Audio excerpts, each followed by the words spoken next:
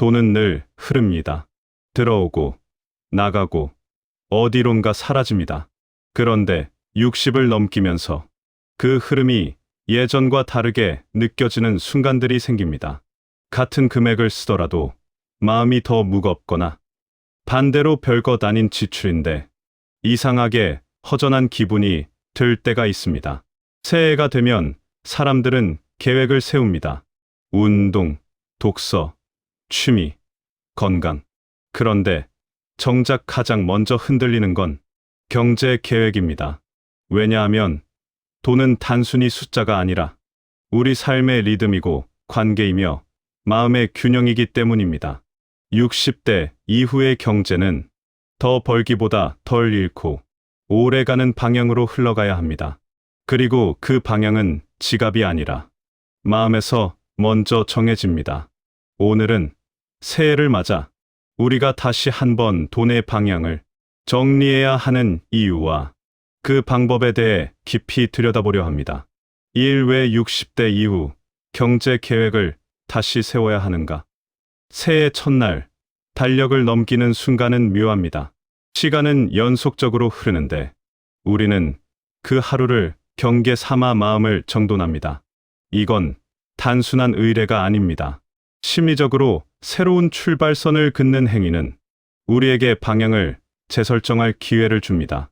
특히 60대 이후에는 이 출발선이 더 중요합니다. 왜냐하면 이 시기는 수입의 구조가 고정되어 있고 지출의 패턴이 이미 굳어진 상태이기 때문입니다. 월급이 들어오던 시절에는 지출이 조금 늘어나도 다음 달에 조절할 여유가 있었습니다. 하지만 지금은 다릅니다. 연금이나 저축에서 나오는 돈은 한정되어 있고 그 흐름은 예측 가능하지만 동시에 유연하지 않습니다.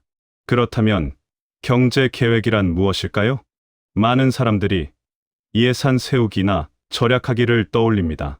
하지만 60대 이후의 경제 계획은 그보다 더 근본적인 질문에서 시작해야 합니다. 나는 돈을 어디에 쓸 때 마음이 편한가? 어떤 지출이 나를 지속시키고 어떤 지출이 나를 소진시키는가? 새해의 경제 계획을 다시 세운다는 것은 단순히 숫자를 조정하는 게 아니라 돈의 방향을 다시 읽는 일입니다. 작년에 흘러간 돈의 궤적을 돌아보고 그 안에서 마음이 무거워진 지점과 가벼워진 지점을 구분하는 것, 그것이 출발점입니다. 이 지출의 무게와 마음의 무게. 돈을 쓰고 나면 두 가지 감정 중 하나가 남습니다. 후회 혹은 안도. 같은 금액을 썼어도 어떤 지출은 마음을 무겁게 하고 어떤 지출은 오히려 가볍게 만듭니다. 이 차이는 어디서 오는 걸까요? 지출의 무게는 그 돈이 어디로 갔는지보다 내가 그 돈을 쓸 때 느낀 감정과 연결되어 있습니다. 예를 들어 친구와의 저녁 식사에 5만 원을 썼다면 그 시간이 편안하고 의미 있었다면 마음은 가볍습니다.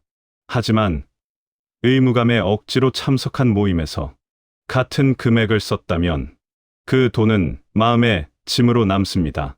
60대 이후의 경제는 이 지점에서 재정비되어야 합니다. 얼마를 썼는가 보다 왜 썼는가를 먼저 들여다봐야 합니다. 지출의 이유가 명확하지 않으면 돈은 그냥 빠져나가는 것이 되고 그 흐름은 점점 불안감을 키웁니다. 마음이 무거운 지출은 대부분 두 가지 패턴에서 나옵니다. 첫째는 타인의 기대에 맞추려는 지출입니다. 이 정도는 해야지. 안 하면 이상하게 보일까봐. 둘째는 과거의 습관을 유지하려는 지출입니다. 예전에는 이렇게 살았으니까 이 정도는 당연한 거 아닌가. 문제는 이런 지출이 반복되면 경제 계획 자체가 흔들린다는 점입니다. 내가 원하는 삶이 아니라 타인이 기대하는 모습 혹은 과거의 나를 유지하려는데 돈이 쓰이면 그 계획은 지속될 수 없습니다. 왜냐하면 그건 내 리듬이 아니기 때문입니다. 그렇다면 마음이 가벼운 지출은 무엇일까요? 그건 내가 선택한 지출입니다. 누군가를 위해서가 아니라 내가 진짜 원해서 쓴 돈, 혹은 나를 지탱하는데 꼭 필요하다고 느낀 돈, 이런 지출은 금액이 크든 작든 마음에 후회를 남기지 않습니다. 새해 경제 계획의 첫 번째 단계는 여기서 시작합니다. 작년 한 해 동안 썼던 돈 중에서 어떤 지출이 마음을 무겁게 했고 어떤 지출이 가볍게 했는지 구분해 보는 것. 그리고 무거운 쪽을 천천히 줄여가는 것. 이건 절약이 아닙니다. 방향 조정입니다. 여기서 한 가지 더 깊이 들어가야 할 부분이 있습니다.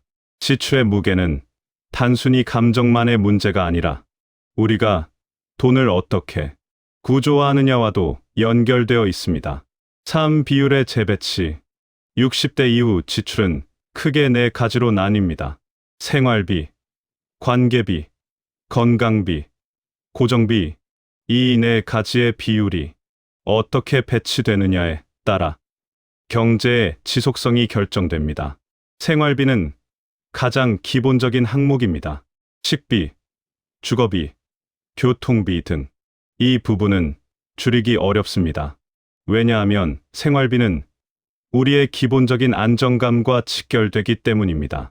다만 생활비 안에서도 습관적 지출과 필수적 지출을 구분할 필요는 있습니다. 예를 들어 매일 사 먹는 커피가 정말 나를 지탱하는 지출인지 아니면 그냥 흘러가는 지출인지 이 질문만으로도 방향이 조금 달라집니다.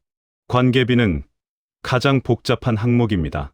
경조사, 모임, 선물, 외식 등 관계비는 돈의 양보다 마음의 무게가 더 크게 작용합니다. 60대 이후에는 관계의 폭이 좁아지는 경향이 있습니다. 하지만 관계비는 오히려 늘어나는 경우가 많습니다. 왜냐하면 나이가 들수록 이 정도는 해야지라는 의무감이 강해지기 때문입니다. 여기서 중요한 건 관계비를 무조건 줄이라는 게 아닙니다. 오히려 질문을 바꾸는 것입니다. 이 관계는 나를 지탱하는가? 아니면 소진시키는가? 모든 관계가 동일한 무게를 가질 필요는 없습니다. 어떤 관계는 많은 비용을 들여도 마음이 편하고 어떤 관계는 적은 비용인데도 무겁습니다. 새해 경제 계획에서 관계비를 재배치한다는 것은 관계의 우선순위를 다시 정하는 것과 같습니다. 모든 모임에 다 나가지 않아도 됩니다. 모든 경조사에 같은 금액을 낼 필요도 없습니다. 내가 진짜 소중하게 여기는 관계에 집중하고 그 외의 관계는 최소한의 예의로 유지하는 것. 이게 지속 가능한 관계비의 방향입니다. 건강비는 나이가 들수록 증가하는 항목입니다. 병원비, 약값, 건강 관련 용품이나 보조제 등 이 부분은 줄일 수 없고 오히려 예측해서 미리 준비해야 합니다. 그래서 고정비처럼 매달 일정 금액을 따로 확보해 두는 게 좋습니다. 건강비가 경제 계획을 흔드는 이유는 그것이 예상 밖의 지출로 다가오기 때문입니다. 하지만 60대 이후라면 건강비는 예상 밖이 아니라 예상 안에 넣어야 합니다. 매달 일정 금액을 건강비로 분리해 두면 갑작스러운 지출에도 전체 경제 계획이 흔들리지 않습니다. 고정비는 가장 안정적이면서도 가장 무거운 항목입니다. 월세, 관리비, 보험료, 통신비 등 고정비는 매달 정해진 날짜에 나가기 때문에 예측이 가능하지만 동시에 조절이 어렵습니다. 새해 경제 계획에서 고정비를 점검한다는 것은 지금 내가 유지하고 있는 고정 지출이 정말 필요한지 다시 확인하는 것입니다. 예를 들어 사용하지 않는 구독 서비스, 필요 이상으로 높은 통신 요금제, 중복된 보험, 상품 등 이런 항목들은 개별적으로는 작아 보이지만 합쳐지면 매달 상당한 금액이 나갑니다. 고정비를 줄인다는 건 생활 수준을 낮추는 게 아니라 불필요한 흐름을 막는 것입니다. 이 네 가지 지출의 비율을 재배치하는 것. 그것이 60대 이후 경제 계획의 핵심입니다. 각 항목에 얼마를 쓸 것인가 보다 각 항목이 내 삶에서 어떤 의미를 갖는지 먼저 정리해야 합니다. 그래야 지속 가능한 계획이 만들어집니다. 하지만 지출의 구조를 재배치하는 것만으로는 충분하지 않습니다. 감정이 개입하면 계획은 쉽게 흔들립니다. 감정적 소비와 허기 소비. 돈을 쓰는 이유는 두 가지입니다. 필요해서 혹은 채우고 싶어서. 필요한 지출은 명확합니다. 밥을 먹어야 하고, 옷을 입어야 하고, 집이 있어야 합니다. 하지만 채우고 싶은 지출은 복잡합니다. 왜냐하면 그건 물리적인 필요가 아니라 심리적인 허기에서 나오기 때문입니다. 감정적 소비는 외로움, 불안, 무료함 같은 감정을 돈으로 해소하려는 시도입니다. 심심해서 쇼핑을 하거나, 우울해서 배달 음식을 시키거나, 불안해서 필요 이상으로 물건을 사두는 것. 이런 지출은 순간적으로 기분을 나아지게 하지만 그 효과는 오래가지 않습니다. 오히려 돈을 쓰고 나면 후회와 죄책감이 남습니다. 60대 이후에는 감정적 소비가 더 자주 일어날 수 있습니다. 왜냐하면 시간이 많아지고 관계가 줄어들고 역할이 축소되면서 마음에 빈자리가 생기기 때문입니다. 그 빈자리를 무엇으로 채울 것인가? 이 질문에 대한 답이 명확하지 않으면 돈이 그 자리를 메우려 합니다. 감정적 소비를 막는 방법은 억제가 아니라 인식입니다. 나는 지금 외로워서 이걸 사려는 건가? 아니면 정말 필요해서 사려는 건가? 이 질문을 한 번만 던져도 지출의 방향이 달라집니다. 감정적 소비를 완전히 없앨 수는 없습니다. 하지만 그 빈도를 줄이고 금액을 조절할 수는 있습니다. 허기 소비는 감정적 소비와 비슷하지만 조금 다릅니다. 허기 소비는 내가 채워지지 않는 느낌, 뭔가 부족하다는 느낌에서 나옵니다. 이 정도는 있어야지. 남들은 다 하는데 나만 안 하면 초라해 보일까봐. 허기 소비는 타인과의 비교에서 시작됩니다. 60대 이후에는 허기 소비가 의외로 많습니다. 왜냐하면 과거에 비해 경제적 여유가 줄어들었다는 느낌, 예전처럼 살 수 없다는 상실감이 허기로 작용하기 때문입니다. 그래서 가끔 이 정도는 누려야지라며 과한 지출을 하게 됩니다. 하지만 그 지출이 진짜 나를 채우는지 아니면 그냥 과거의 나를 증명하려는 건지 구분해야 합니다. 허기 소비를 줄이는 방법은 기준을 바꾸는 것입니다. 남과 비교하지 않고 과거의 나와도 비교하지 않는 것, 지금 내가 가진 것, 지금 내가 할 수 있는 것에 집중하는 것. 이건 체념이 아니라 현실감입니다. 현실감이 있어야 경제 계획이 흔들리지 않습니다.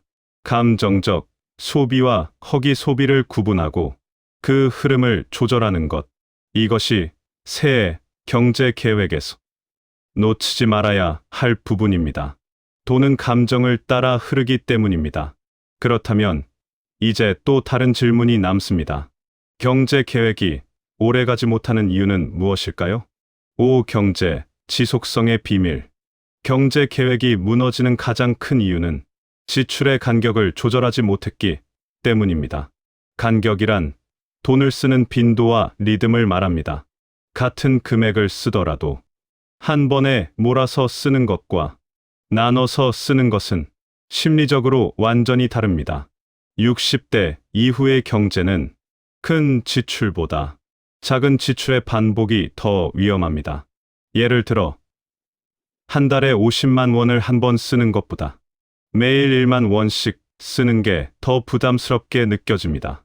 왜냐하면 돈이 계속 나가고 있다는 감각이 불안을 키우기 때문입니다. 지출 간격을 조절한다는 것은 내가 돈을 쓰는 리듬을 의식하고 그 흐름을 늘리거나 줄이는 것입니다. 예를 들어 매일 배달 음식을 시키던 사람이 일주일에 2번으로 줄이면 같은 금액을 쓰더라도 마음이 훨씬 가벼워집니다. 왜냐하면 간격이 생기면서 지출이 통제 가능하다는 느낌을 받기 때문입니다. 간격 조절의 핵심은 금액이 아니라 빈도입니다. 작은 금액이라도 매일 나가면 불안하고 큰 금액이라도 가끔 나가면 감당할 수 있습니다. 이건 심리의 문제입니다. 우리는 돈이 얼마나 나갔는지보다 돈이 얼마나 자주 나가는지에 더 민감하게 반응합니다. 새해 경제 계획에서 간격 조절을 적용하는 방법은 간단합니다. 지출을 주 단위, 혹은 월 단위로 묶어서 생각하는 것입니다. 예를 들어, 외식을 한다면 매주 몇 번, 쇼핑을 한다면 한 달에 몇 번, 이렇게 간격을 미리 정해두면 충동적인 지출이 줄어듭니다. 간격이 있으면 기다림이 생깁니다. 기다림은 욕구를 조절하는 가장 좋은 방법입니다. 뭔가 사고 싶을 때 다음 주에 사자라고 한 번만 미뤄봐도 그 욕구가 진짜인지 아닌지 확인할 수 있습니다. 대부분의 충동적 지출은 기다림 앞에서 사라집니다. 지출 간격 조절은 절약과 다릅니다. 절약은 금액을 줄이는 것이고 간격 조절은 리듬을 만드는 것입니다. 리듬이 있으면 경제는 오래 갑니다. 리듬은 지속 가능하기 때문입니다. 그렇다면 이제 이 모든 이야기를 하나의 관점으로 모을 필요가 있습니다. 60대 이후 경제 계획의 핵심은 무엇인가? 6덜 잃고 오래가는 경제 계획. 60대 이후의 경제는 성장이 아니라 유지입니다. 더 많이 버는 것이 아니라 덜 잃고 오래가는 것. 이 관점에 전환이 없으면 경제 계획은 계속 불안할 수밖에 없습니다. 덜 잃는다는 건 단순히 지출을 줄이는 게 아닙니다. 불필요한 흐름을 막는 것입니다. 쓸데없이 나가는 돈, 습관적으로 반복되는 지출, 타인의 기대에 맞추려는 비용, 이런 것들을 하나씩 정리하는 것, 그게 덜 잃는 방법입니다. 오래 간다는 건 지속 가능한 리듬을 만드는 것입니다. 한 달, 두 달은 긴축할 수 있지만 1년, 2년 그렇게 살 수는 없습니다. 무리한 계획은 반드시 무너집니다. 그래서 중요한 건 극단적인 절약이 아니라 내가 편안하게 유지할 수 있는 수준을 찾는 것입니다. 덜 잃고 오래가는 경제 계획은 세 가지 요소로 구성됩니다. 첫째, 방향성. 내가 어디에 돈을 쓸 것인지 명확히 하는 것. 우선순위를 정하는 것. 모든 것을 다 할 수는 없습니다. 그래서 선택이 필요합니다. 내가 진짜 원하는 삶, 내가 진짜 유지하고 싶은 것에 집중하는 것. 그게 방향성입니다. 둘째, 간격. 돈을 쓰는 빈도를 조절하는 것. 매일 쓰는 것과 일주일에 한 번 쓰는 것은 완전히 다릅니다. 간격이 있으면 리듬이 생기고, 리듬이 있으면 지속됩니다. 셋째, 일관성. 계획을 세웠으면 그대로 따르는 것. 하지만 일관성은 고집과 다릅니다. 상황이 바뀌면 계획도 바뀌어야 합니다. 다만 매번 바꾸는 게 아니라 일정한 흐름을 유지하는 것. 그게 일관성입니다. 이 세 가지가 맞물리면 경제 계획은 오래 갑니다. 왜냐하면 그건 억지로 만든 계획이 아니라 내 삶의 리듬에 맞춘 계획이기 때문입니다. 덜 잃고 오래 가는 경제는 화려하지 않습니다. 극적인 변화도 없고 큰 성과도 없습니다. 하지만 그게 중요한 게 아닙니다. 중요한 건 마음이 무너지지 않는 것, 불안하지 않은 것, 내일도 오늘처럼 살 수 있다는 확신이 있는 것. 그게 60대 이후 경제의 목표입니다. 이쯤에서 우리는 또 다른 층위로 들어가야 합니다. 경제 계획에는 정체성, 자존감, 삶의 의미 같은 것들이 얽혀 있습니다. 정체감을 지키는 데 필요한 비용. 돈은 단순히 생존을 위한 도구가 아닙니다.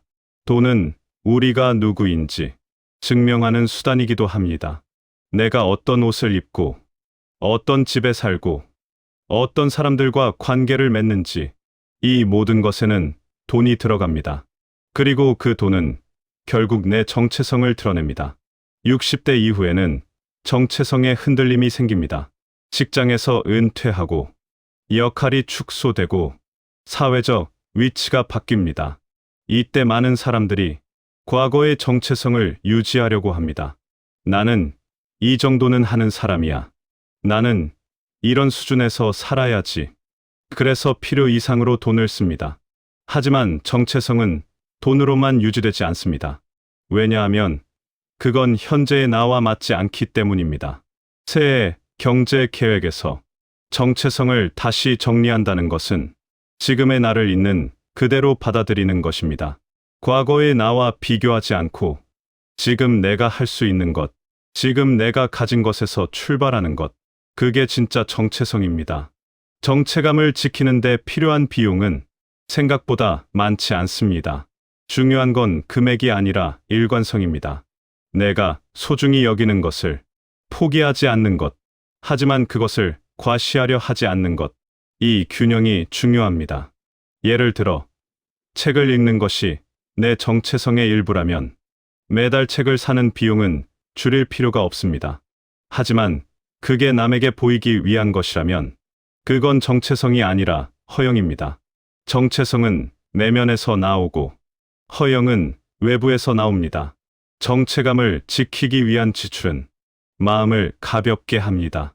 왜냐하면 그건 내가 선택한 것이고 내가 원하는 것이기 때문입니다. 하지만 과거의 정체성을 억지로 유지하기 위한 지출은 마음을 무겁게 합니다. 이 차이를 구분해야 합니다. 새해에 경제 계획을 세울 때 나는 지금 어떤 사람으로 살고 싶은가를 먼저 물어야 합니다. 그리고 그 답에 맞춰 지출의 방향을 조정해야 합니다. 그래야 경제 계획이 삶의 계획이 됩니다. 그런데 경제 계획을 흔드는 또 다른 요소가 있습니다. 바로 관계입니다. 관계는 돈과 떼려야 뗄 수 없는 관계이고 특히 60대 이후에는 그 무게가 더 커집니다. 이제 이 모든 걸 하나로 모아볼까요? 8세 마음의 방향이 경제 계획을 만든다. 결국 경제 계획은 마음에서 시작됩니다. 내가 어떤 삶을 살고 싶은지, 무엇을 소중히 여기는지, 어디에 에너지를 쓸 것인지, 이 질문들에 대한 답이 명확해지면 경제 계획은 저절로 따라옵니다. 60대 이후의 경제는 더 이상 성장의 언어로 말할 수 없습니다. 더 많이, 더 빨리, 더 높이가 아니라 덜 잃고, 오래, 편안하게 이 언어의 전환이 필요합니다. 그리고 이 전환은 마음이 먼저 받아들여야 합니다.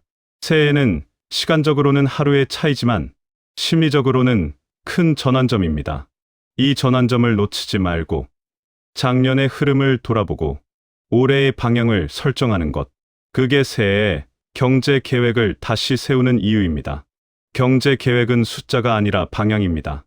얼마를 쓸 것인가 보다 어디에 쓸 것인가가 중요합니다.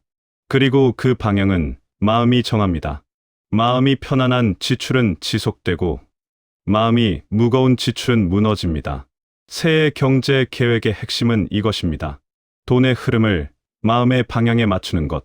마음이 원하는 곳에 돈이 흐르게 하고 마음이 무거워지는 곳에서는 돈의 흐름을 막는 것. 이게 전부입니다. 복잡하게 생각할 필요 없습니다. 예산표를 만들고 지출을 일일이 기록하고 숫자를 맞추려고 애쓸 필요 없습니다. 그보다 중요한 건 내가 돈을 쓸 때 마음이 편한지 불편한지를 느끼는 것입니다. 그 감각이 살아있으면 경제 계획은 저절로 조정됩니다. 60대 이후의 삶은 결국 마음의 무게를 조절하는 과정입니다. 돈도, 관계도, 건강도, 시간도 모두 마음의 무게와 연결되어 있습니다. 마음이 가벼우면 모든 게 가볍고 마음이 무거우면 모든 게 무겁습니다. 새해를 맞아 경제 계획을 다시 세운다는 것은 마음의 방향을 다시 정하는 것입니다. 작년에 무거웠던 것을 놓아주고 올해는 가벼운 것만 들고 가는 것. 그게 새해의 의미입니다. 새해 첫날 달력을 넘기는 순간은 조용합니다. 세상은 어제와 똑같지만 우리 마음속에는 작은 선이 그어집니다. 이 선을 경계 삼아 우리는 다시 시작할 수 있습니다. 60대 이후의 경제 계획은 화려할 필요가 없습니다. 큰 목표도 극적인 변화도 필요 없습니다. 다만 방향이 필요합니다. 내가 어디로 가고 있는지, 왜 그쪽으로 가는지, 그 길이 나를 지탱하는지, 이 질문에 답할 수 있으면 경제 계획은 흔들리지 않습니다. 돈은 늘 흐릅니다. 들어오고, 나가고, 어디론가 사라집니다. 하지만 그 흐름의 방향은 우리가 정할 수 있습니다. 마음이 편안한 곳으로 흐르게 하고, 마음이 무거워지는 곳에서는 막을 수 있습니다. 이게 경제 계획의 전부입니다. 새해를 맞아 작년의 지출을 돌아보고 올해의 방향을 정리해 보십시오. 무거웠던 지출은 놓아주고 가벼웠던 지출은 유지하십시오. 감정적 소비는 줄이고 간격을 조절하고 관계의 우선순위를 다시 정하십시오. 무엇보다 마음의 방향을 먼저 정하십시오. 60대 이후의 경제는 덜 잃고 오래가는 것입니다. 많이 벌기보다 편안하게 지속하는 것, 화려하기보다 무너지지 않는 것, 그게 이 시기 경제 계획의 목표입니다. 마음이 가벼우면 돈도 가볍게 흐릅니다. 마음이 무거우면 돈도 무겁게 느껴집니다. 그러니 올해는 마음부터 가볍게 시작하십시오. 경제 계획은 그 뒤를 따라올 것입니다. 오늘 이야기가 새해를 맞아 경제 계획을 다시 정리하시는데 작은 도움이 되었기를 바랍니다. 영상이 도움이 되셨다면 구독과 좋아요 부탁드리며 여러분만의 경제 계획 방향이나 고민이 있으시다면 댓글로 나눠주시면 감사하겠습니다. 새해가 시작되었습니다. 달력은 새로 바뀌었지만 방향은 우리가 정합니다. 올해는 돈의 방향을 바꿔보십시오. 그러면 마음의 무게가 달라질 것입니다. 새해 복 많이 받으세요.